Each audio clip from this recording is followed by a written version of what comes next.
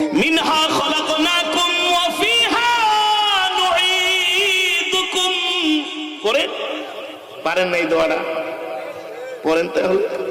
মিনহা খলাকনাকুম ওয়া ফিহা নুঈদুকুম ওয়া মিনহা নুখরিজুকুম তারাতান উখরা। ঠিক কিনা বলেন? অহংকার করো না, মাটির মানুষ মাটিতেই চলে যাচ্ছে।